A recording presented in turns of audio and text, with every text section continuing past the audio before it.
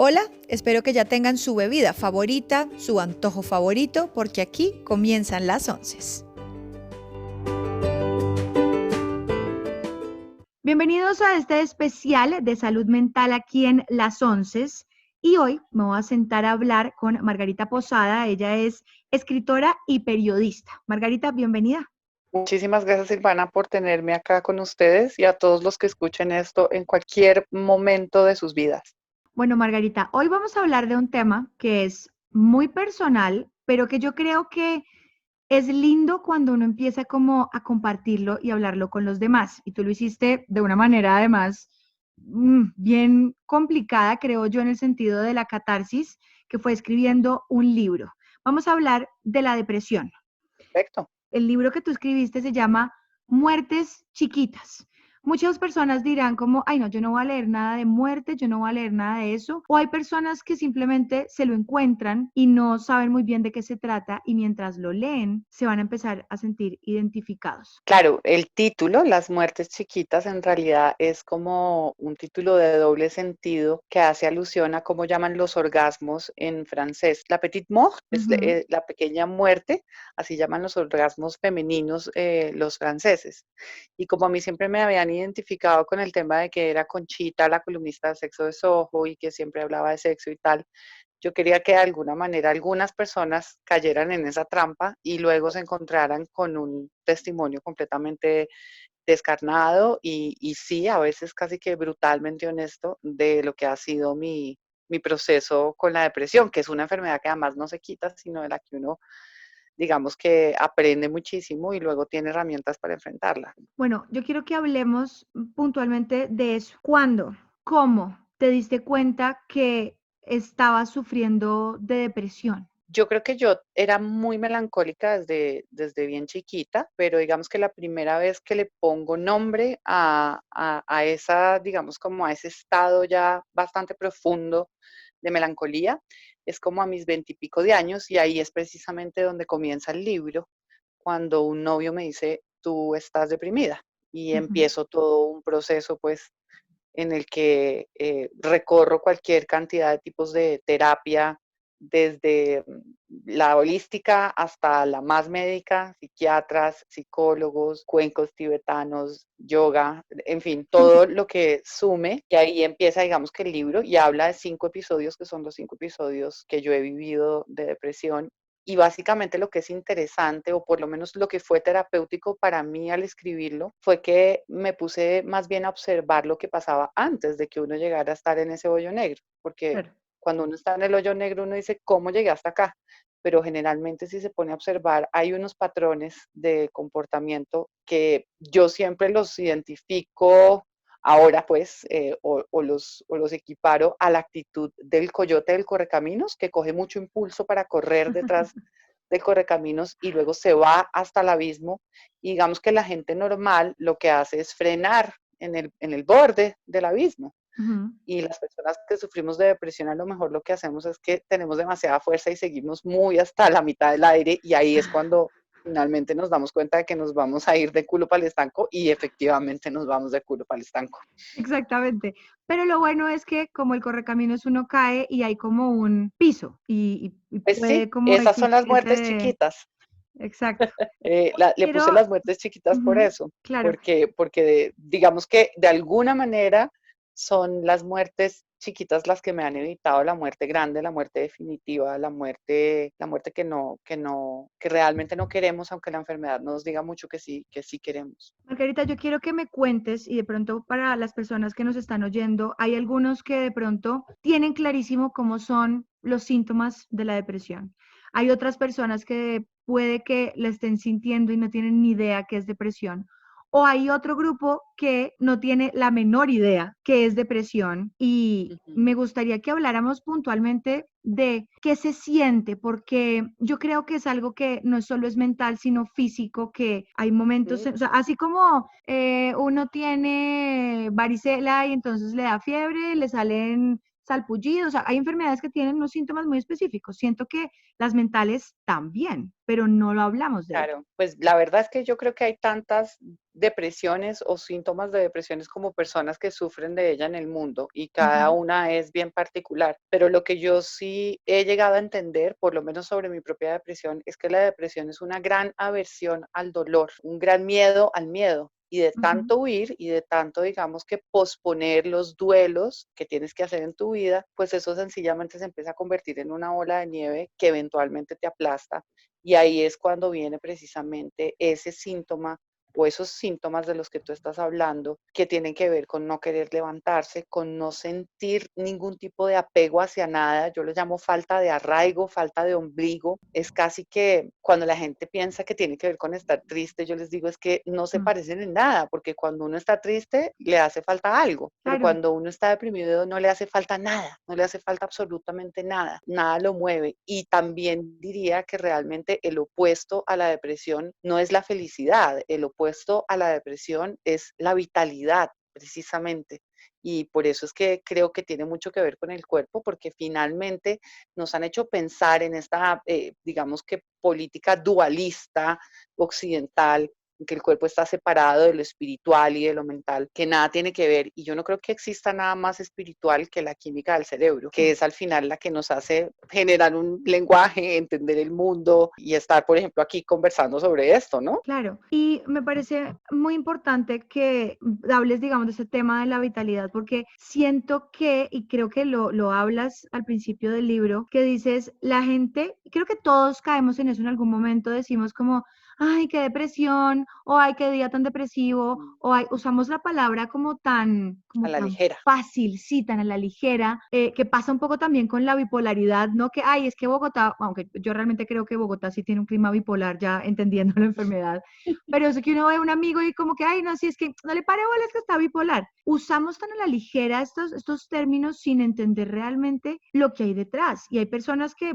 pueden estar sonriendo, pueden estar riéndose a carcajadas, pero están deprimidos. Claro, yo creo que es una muy mala suerte la de esta enfermedad llamarse así porque pues es una palabra que se utiliza para muchas cosas, hasta para Claro, una depresión económica, sí, pero claro, pero yo creo que realmente lo que importa es entender que cuando uno ya lleva por lo menos más de 3 semanas sin ganas de mucho, y sobre todo con mucha dificultad logrando lo que antes le parecía papitas con pollo, ahí ujú, es cuando uno sabe que uno está deprimido, ¿no? claro. Por ejemplo, a mí me encanta vestirme, ponerme una cantidad de colores, no sé qué, maquillarme. Cuando te das cuenta que no quieres eso, que no te interesa o que no te interesa leer, que por ejemplo para mí es casi como que pulso, una pulsión de vida, pues yo Ujú, respiro y leo. Y cuando me doy cuenta de que no quiero ni siquiera eso, pues evidentemente creo que hay ya alertas. Pero las alertas anteriores tienen mucho que ver con una palabra que mencionaste que se llama bipolaridad.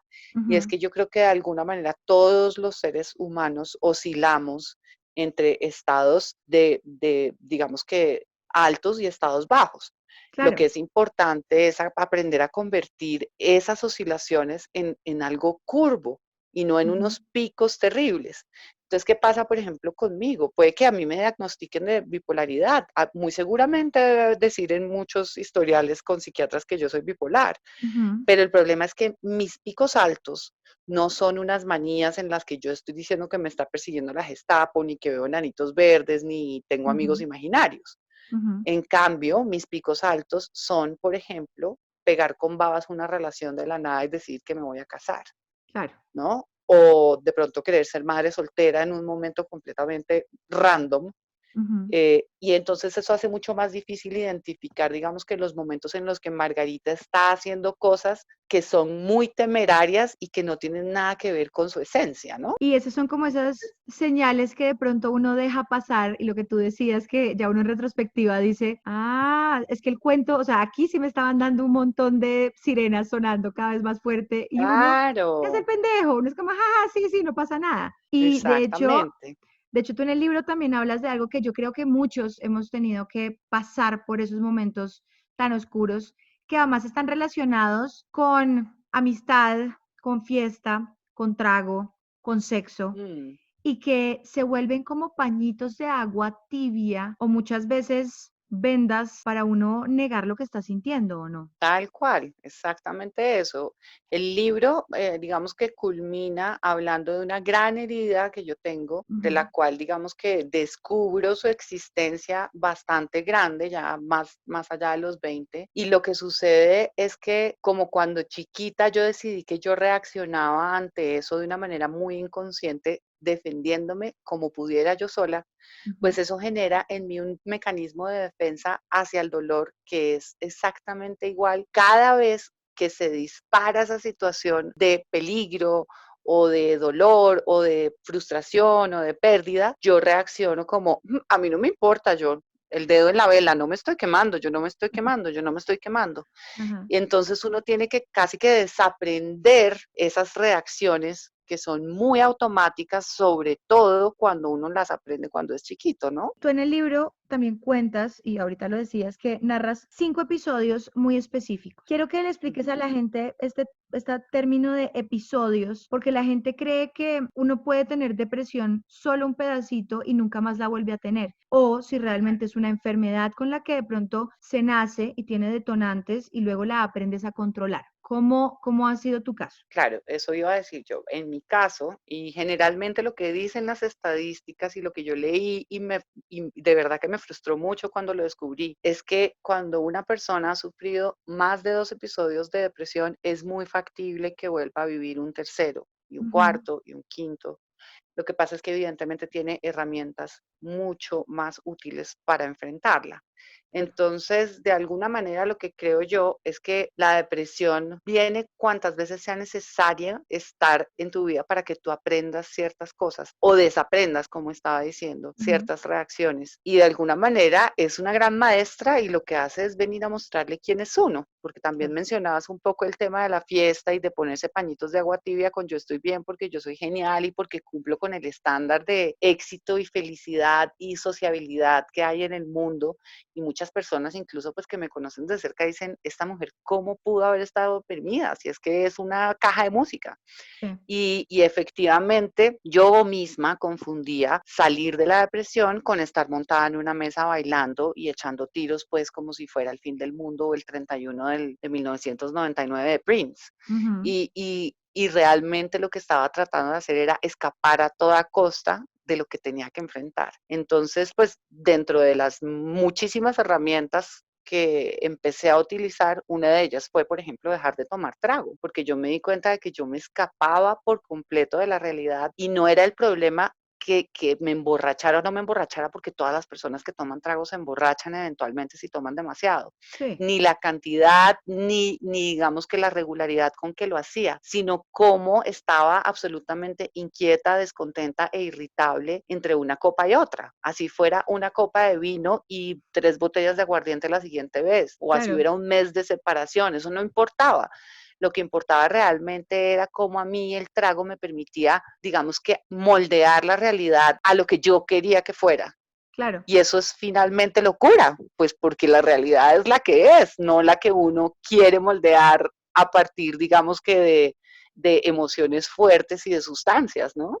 claro, y ahí entra como todo el link que también tiene muchos prejuicios sociales que hasta cierto punto pueden ser realidad, pero que es el tema de las personas que tienen problemas, enfermedades mentales, recurren al alcohol, recurren a las drogas, o sea, como que tienen una cierta adicción y después pues Ujú. uno se puede dar cuenta que sí, como hay otras que realmente no tienen ningún tipo de enfermedad mental y únicamente son adictos y ya. Sí, Pero sí puede ser como pero sabes que ese también escape. hay otra conexión bastante más, digamos que precisa, que tiene que ver Ujú, con el trauma. Y claro. no quiere decir que todas las personas que hayan sufrido de traumas vayan a tener una enfermedad mental en el futuro, pero sí es real y parece que está comprobado que todas las personas que tienen enfermedades mentales sufrieron de algún trauma cuando eran chiquitos. Claro, Entonces, de repente no es el trauma en sí o lo que te pasó en sí, sino la manera en que reaccionaste. Y claro. eso es lo que de repente debe generar pues esa alteración de sustancias que pues todavía siguen siendo un misterio para la medicina tradicional. Incluso pues Claro, los antidepresivos no son más que un ensayo y error a ver cómo hacemos para regular las sustancias que hacen que haya una buena sinapsis entre una neurona y otra. Claro. Y lo otro que tampoco saben los psiquiatras ni ningún médico es qué fue primero. Esto es como que fue primero el huevo o la gallina, y es qué es primero, el desbalance químico, o el desbalance químico se genera por el desbalance emocional. ¿Sí, Claro, sí me explico? sí. Entonces, pues bueno, ahí está clarísimo que no somos tan, por un lado el cuerpo, por otro lado la mente y por otro lado el espíritu, no, somos parte de la misma química que hace que el universo esté funcionando, que haya COVID, que la luna mueva las mareas, en fin, Sí, a eso le súper. llamo yo Dios, finalmente. Y sí, como que todo es un ciclo perfecto, digamos, dentro de lo imperfecto. Sí, algo que pareciera que es un despelote para nuestra cabeza de chorlito, pero que de alguna manera se equilibra, ni idea cómo, pero eso es en lo que hay que confiar, se equilibra. Hay algo que es muy común en las personas depresivas y es que piensan en la muerte. Y tú ahorita hablabas que esas Mm, muertes chiquitas te salvaron a ti de la muerte real. ¿Qué pasa por la cabeza, Margarita, de ver una ventana y decir, sí, esta es la solución? ¿Cuál es esa conversación interna o qué es lo que dice esa vocecita de la muerte? La vida no tiene sentido y yo ya no quiero vivir más. Eso Ujú, es básicamente lo que repite y rumea como un disco rayado la cabeza, y no es otra cosa que la química del cerebro chispoteada, haciéndote estar en ese raye y no teniendo arraigo a la vida, que es, digamos, lo natural de cualquier ser que respire o que esté vivo, que haya supervivencia.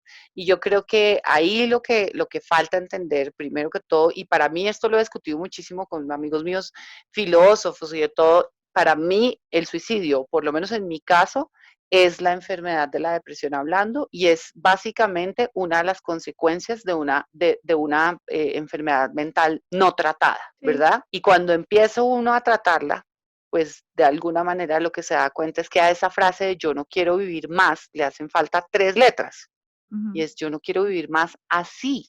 ujú, Pero como uno está tan absolutamente desganado y sin fuerzas para cambiar nada, uno piensa que no puede cambiar el así.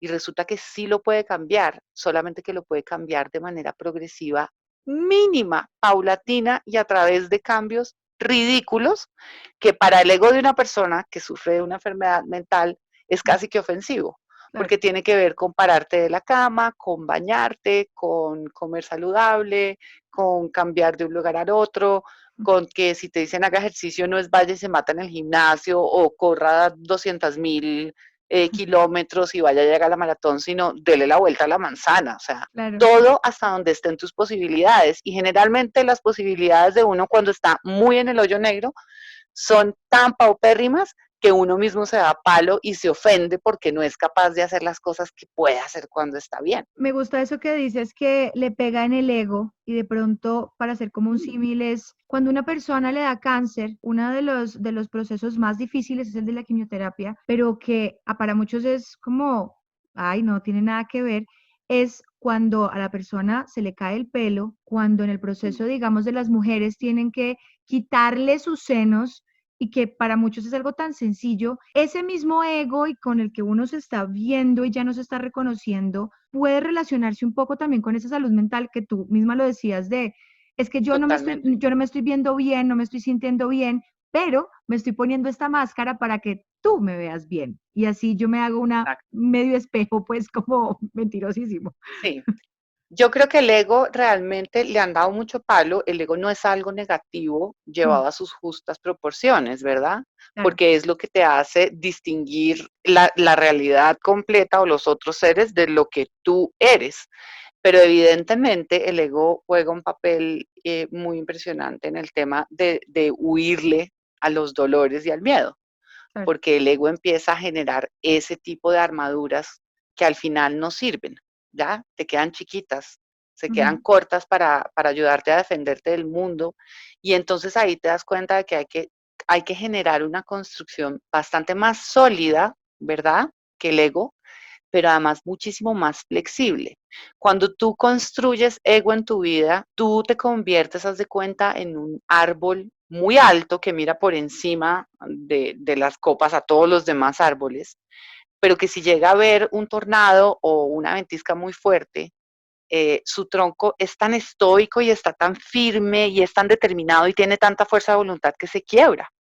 En Claro. cambio, cuando tú construyes amor propio, lo que tú haces es casi que convertirte en una palmera, que Ujú. puede ser flexible y que puede ir de un lado a otro con el viento, no importa qué tan fuerte sea el huracán. Y yo creo que eso tiene que ver con buena voluntad, no con fuerza de voluntad, porque finalmente yo creo que la depresión es una enfermedad de la voluntad. Ajá. Entonces, cuando la voluntad de uno no está funcionando, pues uno lo que tiene que hacer es estar flojito y cooperando, como una palmera. Claro, sí, yo tengo un tatuaje, me lo hice a propósito de, yo sufro de ansiedad, entonces digamos que las enfermedades mentales tienen algunas cosas que comparten unas con otras y otras ya Sí, empiezan son como primas a, hermanas. exacto. Y tengo un tatuaje que dice, pues a raíz de las canciones de los Beatles, de Let It Be, porque aprendí que era mejor Let It Be y vamos, Claro, con déjalo calma, estar, un día a la vez, sí, mejor. claro. Y sobre todo porque además yo creo que una de las grandes cosas que le vienen a enseñar a uno las enfermedades mentales es que no tiene tanto control como cree tener. Ujú. Bueno, las enfermedades mentales y ahora la pandemia, vemos, no tenemos tanto control. Entonces, a mí me gusta mucho, por ejemplo, que mientras nosotros hablamos de esta enfermedad, pues esté sucediendo algo como una pandemia que le hace entender a quienes nunca han tenido depresión Mm. que a veces no es verdad eso de que querer es poder, no es verdad. Y como nos han criado desde chiquiticos, con que tú eres fuerte, no llores, no seas nena, si tú quieres puedes, todo lo vas a lograr, pues la frustración, el umbral de frustración es muy bajito. Terrible. Sí, Y sí. por eso es que nos quebramos así de fuerte. Cuando llegamos a entender que no, que es que querer no es poder, que realmente no tenemos tanto control sobre las cosas que nos suceden y básicamente que la vida es como estar inmersos en un río en el que hay muchos momentos en los que, pues claro, hay unos rápidos, berraquísimos. Lo que uno tiene que hacer es simplemente ponerse las manos en la nuca, levantar los brazos y dejarse llevar hasta llegar a otra parte del río en donde haya más calma Claro. y menos caudal. Sí. ¿No? Entonces creo que también tiene mucho que ver con el control. Las personas que construimos egos muy fuertes, pues pensamos que tenemos todo bajo control. Por eso yo digo, cuando me dicen mucha valiente escribir ese libro, yo les digo, miren, la única valentía que yo he encontrado es ser vulnerable. Ujú. Esa es la única valentía que a mí me sirve hoy en día. Y es realmente cierto, ¿no? Yo creo que los que hemos estado en ese hueco oscuro cuando salimos, yo digo que después de todas las tormentas sale el sol, así sea un ratico, pero sale el sol, como que uno sí le cambia un poco la forma como ve la vida, ¿no? Como le hace el acercamiento a la vida y a la gente que tiene a su alrededor. Uf, totalmente, totalmente, porque es que uno deja de querer controlarlo todo y a todos. Y deja además, por ejemplo, de ponerse histérico porque las cosas no salgan como son. Es decir, yo también creo que de alguna manera las enfermedades mentales también están relacionadas con no querer aceptar el momento presente y Ujú. atravesarlo. Claro. ¿No? Y de repente querer aferrarse mucho a una emoción, así sea la del enamoramiento o la de el dolor, en el caso de los depresivos, es como, ah, estoy sufriendo, pero quiero sufrir más, pero voy a agarrarme duro de este sufrimiento, cuando en realidad lo que nos enseña todo eso que tratan de mostrarnos de una manera bastante complicada sobre el mindfulness a nosotros los occidentales, es que sencillamente vivimos aquí y ahora Ujú. y que de alguna manera, fíjate que yo estaba pensando, por ejemplo, que acelerar o, o querer ver lo que va a pasar o adelantarse al futuro es lo que genera la ansiedad. Y mirar demasiado hacia el pasado y ponerse a posponerlo todo es lo que genera la depresión. Entonces, la única manera de salir de esas dos primas hermanas es estando en el presente. No hay Claro. manera, no hay otra manera. ¿Tú tuviste momentos de negación, momentos de cuando tu novio de ese momento te dijo, yo creo que usted tiene depresión, tú dijiste, obvio no, o de pronto dijiste, oiga, sí, y creo que es momento de buscar ayuda? ¿Cómo fue ese proceso? pues ahí yo ya estaba realmente tan vuelta a nada que claro que busqué ayuda.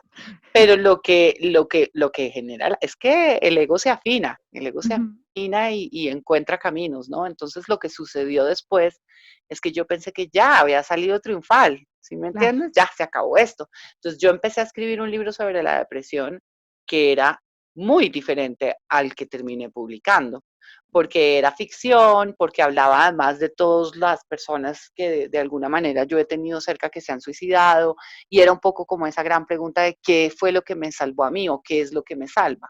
Ok. Luego cuando vino la segunda, digamos que oleada de depresión, yo dije, pucha, no me salvé de esta, volvió otra vez.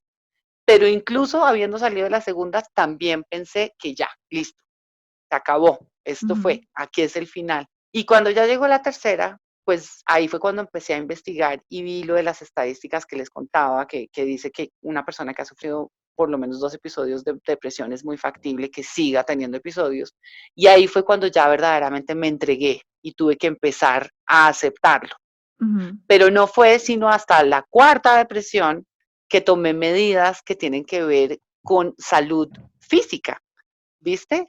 Como Claro. por ejemplo tener una práctica de yoga diaria, Ujú. como haber dejado de tomar trago, como una cantidad de cosas que pareciera que no influyen en el ánimo y que sin duda algunas son las que hacen que una persona esté vitalmente con estamina, ¿no? Claro. Entonces, pues creo que el aprendizaje empezó. Mira, yo este libro, Silvana, lo escribí durante 6 años, dejándolo además de lado, porque además cada vez que lo cogía yo decía, esto es como un conjuro, me voy a volver a deprimir. Y resulta que no era la escritura del libro lo que me volvía a deprimir realmente, sino Ujú. las decisiones a la ligera que tomaba o los castillos de naipes que yo creaba, ¿no? Entonces yo Claro. este libro lo escribí con el agua al cuello, pataleando, con el agua en los tobillos, jurando que estaba en la orilla, ¿sabes? Como en todas las fases. Y creo que Ujú. eso es lo que tiene de especial, que no muestra solamente pues a la persona ahogándose en el hoyo profundo, sino que de alguna manera muestra cómo uno, hasta que se muera y deje de respirar, va a seguir nadando en el mismo río. Tú ahorita tocaste un tema también muy importante y es el del mindfulness, el yoga. Ujú. En el libro hablas de mandalas. Ahorita decías que obviamente pasaste por médicos, por psiquiatras, por psicólogos, por... Es importante decirle a la gente que eso, lo que tú misma estás diciendo ahorita, es un proceso que es largo, que no se arregla en un mes y que lo que de pronto me sirvió hoy puede que no me sirva pasado mañana y que es un poco Claro. prueba y error. ¿Cómo fue tu experiencia encontrando, digamos que esa curva que tú ahorita hablabas, que no fueran picos, sino esa curva de aprender a vivir el día a día, pero tratando de todo? Pues claro, yo ahí lo que tengo por decir es que me di cuenta de que nuestra manera de vivir occidental y la medicina tradicional le han encomendado a una pastilla, cualquiera que sea, el bienestar de alguien. Ujú, Y pues eso pues no puede ser menos cierto y además es muy frustrante, porque hay muchas veces que hay algunos antidepresivos que no funcionan. Entonces, lo que yo aprendí es que el antidepresivo es para unos momentos muy críticos en ujú. los que realmente es como si le dieran a un maratonista que se jodió una rodilla un antiinflamatorio, pero Claro. lo que le va a mejorar la rodilla es la terapia que haga Ujú, durante yo no sé cuántos meses, no el antiinflamatorio. El tipo se puede tomar todos los frascos de antiinflamatorios y eso lo único que va a hacer es sencillamente acallar el dolor. Pero de lo que se trata, conocerse a uno mismo, es de hacer terapia. Y de hacer terapia como quiera. Puede ujú. ser o en silencio haciendo yoga o corriendo como un loco, de cabeza, como dices tú, eh, o también haciendo psicoanálisis o cuencos tibetanos o orinoterapia, lo que se le dé la gana, pero es como que lo que importa en ese momento en el que uno se da cuenta de que uno no es culpable de tener una enfermedad, es que Ujú. también se da cuenta de que no es culpable, pero sí es responsable de lo que va a hacer de aquí en adelante para poder llevarla. Hay algo que a mí me ha pasado, lo he sentido mucho, y es la relación ya de uno enfrentarse a decir, listo, tengo esto, tengo que hacer cambios, que eso es lo que decías tú de encontrar ciertas actividades que sean pues beneficios para mí, aprender a comer bien. Eso no es un cliché, aquí yo ya hablé con una nutricionista Ujú. sobre eso y ella me decía, es que no es de cliché, es que es de verdad, hay que comer bien para estar bien en todo sentido, para no Claro, enfermarse en general. Pero también las relaciones sociales y el choque que le puede generar a alguien que, digamos, tú o yo hace un tiempo nos gustara salir, enfiestarnos, darnos en la cabeza hasta las 10 de la mañana y fiesta y lo máximo, y que un día uno se despierte y diga, ¿sabe qué es que hoy no quiero salir? O sabe que acabo de tomar la decisión que no voy a tomar más trago. Y la gente a veces sin darse cuenta lo que está haciendo es abriendo otra vez las heridas diciendo, ay, pero pues si a usted le gustaba tanto el trago, camine, vámonos, pero ¿para qué corre tanto? Ay, qué aburrida, qué mamera. ¿Cómo ha sido en tu entorno social y familiar también tener esta relación con la claro. depresión? Porque la gente que está alrededor de uno tiene relación con la enfermedad de uno. Claro, no, y digamos que lo primero que tiene que cambiar en uno es empezar a darse cuenta de qué es diversión para uno, porque pues la idea de la diversión cambia por completo.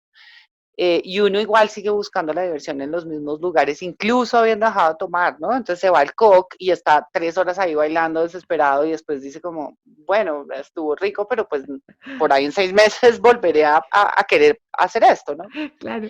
Entonces cuando uno empieza a darse cuenta de que también las maneras en las que se divierte cambiaron, yo creo que durante esos procesos realmente yo casi que ni siquiera he justificado de ninguna manera. Ahora, lo de mi depresión es tan evidente, abierto ya hoy en día, pues que cuando me dicen, ¿por qué no te tomas un trago? No, pues porque soy depresiva y resulta que esto es un Sí, depresor y pues, a ver, es muy sí, evidente.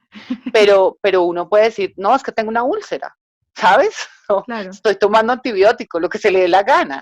Uno Ujú. no tiene que estar discutiendo constantemente sus procesos internos con la gente que está por ahí. Ahora, si son personas importantes en tu vida, muy seguramente lo entenderán. Y pues las que no entiendan, paso de ellos. Es así de sencillo. Mi grupo de amigos ha cambiado muy notablemente y muchos se mantienen y son mis amigos del pasado, los que me conocen de todas las maneras, igual siguen adorando a la Margarita que hay adentro, que conocen pues su esencia. Claro. Y ya las otras personas, pues uno empieza más a entender que es que de verdad son sencillamente, qué sé yo, colegas de fiesta, con Sí, pinches, y pues toda esa gente básicamente va quedando como paisaje, a pesar de que uno sigue teniendo, digamos, como que recuerdos entrañables de ellos y los quiere y los abraza y los saluda y todo eso. Pero ya cuando tu sentido de la diversión es, yo quiero compartir mi tiempo con personas que también se conozcan, que también de alguna manera me enriquezcan y que también estén viviendo en el presente, pues esa gente básicamente deja de ser importante o de tener una conexión contigo. hay una parte del libro que me gustó mucho y es la descripción de cómo la cama te habla y pones el ejemplo que es como la serpiente del libro de la selva. O sea, mientras lo Sí. leía me sonaba esa voz y me sentí muy identificada que hay un momento en el que la cama, está rico estar en la cama un rato, está rico un festivo si quiere no pararse, está rico no bañarse un domingo, pero cuando esto ya empieza, que la cama lo está abrazando a uno a meterlo más abajo de las tablas, Mm. uff, ahí ya es Es que bien complicado. pasa lo que pasa con todas las adicciones, Silvana, y es que empiezan siendo muy ricas. Mm, ¿Viste? Entonces, qué sé yo, comer chocolate empieza siendo muy rico. Cuando te vuelves una persona comedora compulsiva de chocolate, ya no es ni siquiera rico, ya te sientes mal. Entonces, con la cama es lo mismo, con el sexo es lo mismo, con el trago es lo mismo, con cualquier tipo de, digamos que de sustancia o de hábito, empieza a suceder eso. Yo tengo, por ejemplo, amigos que de verdad los médicos les tienen que decir que por favor paren de montar en bicicleta porque ya se sobaron algo, o de sí, jugar fútbol, o de correr como unos locos. Entonces, vemos que nada en este mundo está exento de ser convertido en un vicio si uno tiene una personalidad adictiva como la que tengo yo. claro. Entonces, a mí se me empieza a volver Netflix, un binging, como dicen en inglés, ¿no? Que es Sí. sencillamente no parar. ¿no? Yo creo que uno debería tener cuentas de Netflix en las que en lugar de decir como, ¿quieres ver más? Debería decir como, acuéstese a dormir, ¿no? Como que solo le A mí, permita ver 5 capítulos y no 7 temporadas. a Ahí medio dormido exigiéndose. A mí me tocó tomar la decisión con Netflix de voy a empezar a verme esto con calma, me veo 1 o 2 capítulos máximo. Yo chiquita podía ver Dejémonos de Vainas cada 8 días, no es necesario sentarme, o sea, me toca hacer Claro, toda una acuérdate, terapia. dejémonos de vainas, sí. Es difícil, claro, pero entonces también con ciertas cosas que uno no puede controlar, y yo, por ejemplo, con el trago me di cuenta de que era real, que yo no tenía control y que yo a veces terminaba tomando más de la cuenta, incluso cuando ni siquiera quería tomar, ¿sí me Ujú. entiendes? Entonces ahí es cuando uno sencillamente decide entregarle el control al universo y decir como, bueno, a ver, ¿cómo hacemos para esto? No es como yo, Margarita, que tengo la voluntad de pararme de la cama porque soy todopoderosa, me voy a salir de la cama. No, no hay tal. Es básicamente tratar de conectar con algo fuera de ti que te permita por lo menos salir de la cama 2 horas cuando estás muy deprimido. Claro, eso ya Y es una para mí, ganancia. claro, era un logro salir, bañarme, dejar que cambiaran las sábanas, qué sé yo, tender la cama. Sí, Todas esas cosas empiezan a convertirse en logros y a uno lo frustra muchísimo y le parece muy ridículo que esos sean logros. Entonces, claro, la otra voz es como, uy, qué estupidez, no, pues tan dura, uy, te paraste de la cama 2 horas, ¿y qué es? Igual dejaste el trabajo y estás sí, en la casa de tus papás, ¿y no? Y entonces yo no puedo oír esa voz cuando estoy deprimida porque lo que yo tengo que oír es, esto es lo único que yo puedo hacer hoy por mí misma y eso es lo que voy a hacer. Y solo por ya, esto es lo que voy a hacer. claro. Entonces así también de alguna manera que las tareas empiezan a desmenuzarse y a convertirse en muy chiquitas. ¿Por qué? Porque sí son baby steps, son pasos de bebé. Es como si a ti te hubieran quitado una pierna y quisieras ir a correr una maratón. Silvana, lo sentimos mucho, pero creo que lo primero que tienes que hacer es atravesar este salón con una muleta. Claro. Entonces, así funciona también la recuperación mental y espiritual. Hoy en día, ¿cómo estás y cómo te sientes y cómo sientes que ha sido el proceso? Me siento bien, he aprendido a abrazar el dolor, pero a decirle, listo, venga, hace visita y se va. No se va a quedar a vivir acá 3 meses, ¿no? Ujú, Entonces yo creo que eso ha sido muy, muy poderoso en mi vida y es como, yo soy vulnerable, yo puedo estar así, yo me puedo quedar un día en la cama, ¿no? Y mañana ujú. va a ser otro día y no va a ser igual. Entonces, estas cosas hacen que tú empieces a dejar, además de tener pánico con que te vas a deprimir. Y luego, pues estás todo el tiempo con la mirada de los otros, porque al final la cordura, cuando falla, pues no te puede alarmar a ti misma, no te puede alertar. Entonces lo que necesitas es la mirada de los otros. Un psiquiatra, un psicólogo, una terapia de grupo, el yoga, ¿sabes? Como cosas básicas que se hacen día a día y yo creo que eso es lo que lo mantiene a uno un poco a raya. Y cuando empiezo, digamos que a coger impulso como el coyote, yo hice algo muy particular y creo que lo menciono en el libro, y es que abrí un chat grupal de varias personas pues que me conocen muy, muy, muy, muy como la palma de su mano, y los dejé ahí y me salí, y les dije, este chat se llama Lali está rara, para que cuando alguno de ustedes necesite de alguna manera como corroborar que lo Claro, que me oyó diciendo o lo que me oyó haciendo o el tono de voz con el que me oyó hablando por teléfono me estaba como medio choneto, pues se puedan hablar entre ustedes. ¿Por qué? Porque de esa manera yo no puedo generar 1000 versiones de mí misma hasta llegar a un hueco en el que estoy acostada y llegan mis papás y yo llevo 2 semanas acostada en la cama sin bañarme. ¿Viste? claro. Tener un teléfono rojo ahí, está buena esa Ah, idea. exactamente. Es un teléfono rojo y es buenísimo. Y yo no tengo ni la menor idea si ha operado, si no ha operado, quiénes se quedaron, quiénes no se quedaron, porque muy seguramente muchos también ya los tenía absolutamente aburrida mi vuelta, ¿no? Como, Claro, porque eso es lo otro, como que el ego es tan impresionante que cuando tú estás deprimido, tú quieres ser el hoyo negro y que todo el mundo sepa que tú estás faltando y que tú eres un hoyo negro. Y resulta que la vida de todos los seres humanos sigue. claro, Es así de claro. sencillo. Incluso la de los papás, así les causes el dolor más grande suicidándote, las personas que sigan vivas siguen vivas y la vida sigue. Entonces es como pasa todo y no pasa nada. Es Y yo verdad. creo que también pues hay que hacer las paces con todas esas personas que se lo soportan a uno en esos estados, porque esos estados consumen mucha energía de los otros. Yo soy muy poco dada a aceptar ese concepto de que la gente es tóxica, pero sí hay dinámicas que son tóxicas, ¿viste? Ujú. Entonces, lo que es tóxico no es una persona que se acerca a chuparte tu energía porque está enferma, sino que tú seas codependiente y permitas que esa persona transgreda tus límites, Claro, porque si no, entonces no estaríamos para ayudarnos. Entonces, yo creo que lo que pasa con las enfermedades mentales es que genera cierto tipo como de enfermedad sistémica, en el que las personas que también están contigo o a cargo tuyo sufren también de otras, digamos que de otros trastornos, como la codependencia, por ejemplo, con no poner límites, con querer salvarte, y resulta que a uno nadie lo salva de uno mismo. Si uno no hace la parte chiquitica que tiene que hacer, los esfuerzos de los demás pueden ser inconmensurables, pueden comprarte un barco para que te vayas a vivir por el mar abierto y no te salvan, no te salvan, porque no son todopoderosos. para terminar, quiero hablar de algo que me llama mucho la curiosidad y es, mientras tenemos esta conversación, estoy viendo una foto tuya con un perro espectacular. ¿Él tiene algún rol importante en este momento frente a tu enfermedad o ha estado contigo desde siempre?